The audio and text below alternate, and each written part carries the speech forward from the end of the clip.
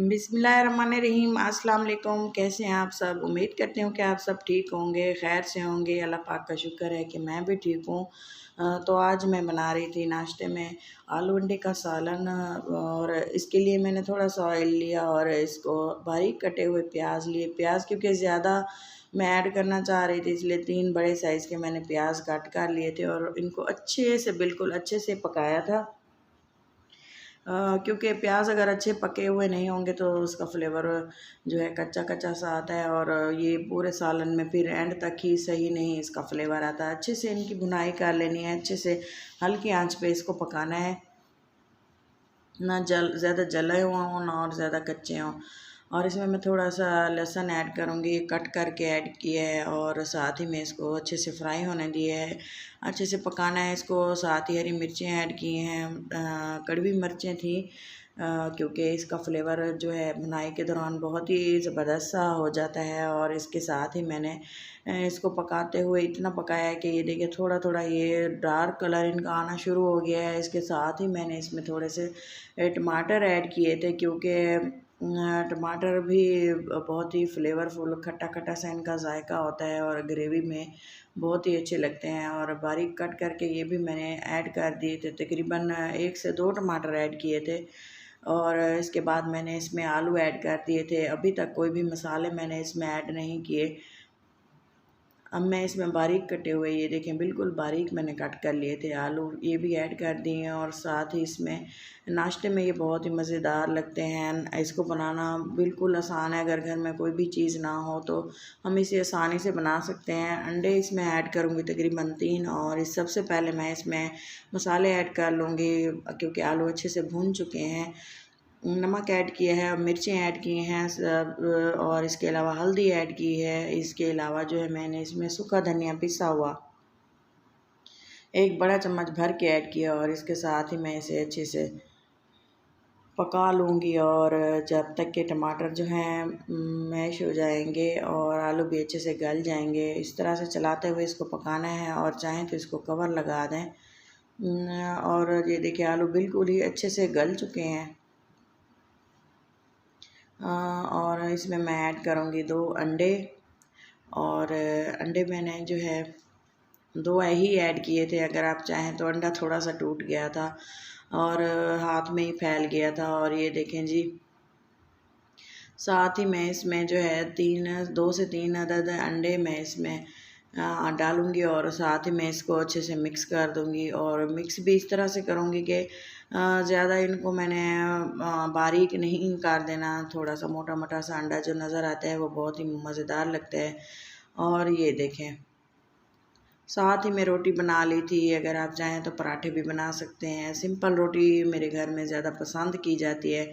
अगर जो है अगर पराठे भी बना लूँ तो भी कोई मसला नहीं है, लेकिन मैंने सादा रोटी बनाई थी। और ये देखिए आलू अंडे का सालन जो है बिल्कुल रेडी हो चुके हैं। वैसे तो आलू से कौन बहुत सी रेसिपीज़ बनाई जाती हैं, मुख्तलिफ़ किस्म के खाने बनाए जाते हैं, लेकिन नाश्ते में मैं सिंपल खाना ही हमारे घर में खाते हैं। अक्सर जो घर में खाया जाता है वही बनाया जाता है। और इसके साथ ही ये देखें थोड़ा सा हरा धनिया ऐड किया, और माशाल्लाह से बहुत ही टेस्टी से हमारे आलू अंडे बन के तैयार हो चुके हैं। और तवा गर्म होने के लिए छोड़ा है, और साथ ही एक रोटी, ये देखें रोटी बना रही हूँ तो ये देखें जी, और गर्मा गर्म रोटी के साथ आलू अंडे खाने का मज़ा ही बहुत ही ज़बरदस्त है। और ये देखें रोटी अच्छे से पक जाएगी, तब मैं इसको थोड़ा सा ऐसे दबा दबा के ज़ोर दे दूँगी, और इसके साथ ही इसको इस तरह से हम सेक लेंगे। इससे रोटी बहुत ही ज़्यादा अच्छी और पकी हुई फूली फूली बनती है। और ये देखिए रोटी भी हमारी रेडी हो चुकी है। मैंने अपने बच्चों को जो है ये वाली गंदम की रोटी ही खिलाती हूँ अक्सर, जो है बनाती हूँ। ब्रेड भी खा लेते हैं बच्चे, जो भी घर में बने, जो अब मतलब कि बनाया जाए वो खा लेते हैं। लेकिन जो रोटी के साथ खाना वगैरह है, ये मैं लाजमी अपने बच्चों को डेली बेसिस पे खिलाती हूँ। और इसके अलावा मैंने बनाए थे दोपहर के टाइम थोड़े से राजमा चावल, और उसके लिए मैंने जो है केन वाले राजमा इस्तेमाल किए थे। और जब वो बॉयल होते हैं तो उसको पकाने का ज़्यादा मसला नहीं होता। क्योंकि जल्दी से तैयार हो जाते हैं, बॉयल होते हैं, उसको बॉयल करने में ज़्यादा टाइम लग जाता है। इसलिए मैंने जो है सबसे पहले इसकी ग्रेवी बना ली थी और प्याज फ्राई कर लिए थे। प्याज फ्राई करने के बाद मैंने इसमें थोड़ा सा अदरक लहसुन का पेस्ट भी ऐड किया था। इसकी इसमें जो अदरक लहसुन का पेस्ट हर खाने में लाजमी इस्तेमाल किया करें, क्योंकि इससे फ्लेवर भी बहुत अच्छा आता है, खुशबूदार खाना बनता है। और टमाटर ऐड करके अच्छे से इनको पका लिया था। ये देखें, ये जी हैं हरी मिर्चें।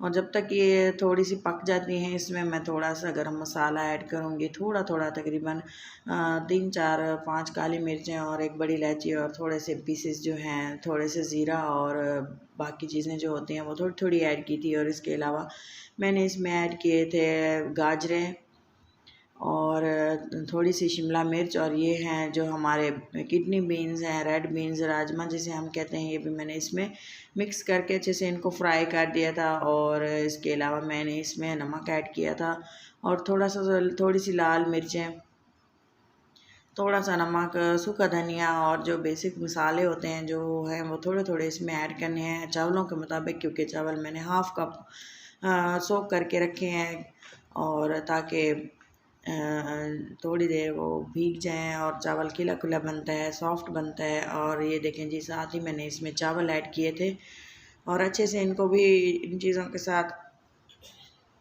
फ्राई कर लिया था। और ये देखें, अच्छे से थोड़ी देर इनको पकाया है। इसका जो फ्लेवर है वो बहुत ही टेस्टी बनता है। अगर आप इस तरह से चावल बनाएंगे तो उम्मीद है कि आप दोबारा भी इसी तरह से बनाना पसंद करेंगे। थोड़े से चावल थे तो खिले खिले बने थे, अगर ज़्यादा क्वांटिटी में होते हैं तो वो टूट जाते हैं। इस दौरान आपको मेरा चैनल अगर अच्छा लग रहा है तो ज़रूर लाइक करें। अपना और अपनों का बहुत सारा ख्याल रखें, दुआओं में याद रखें।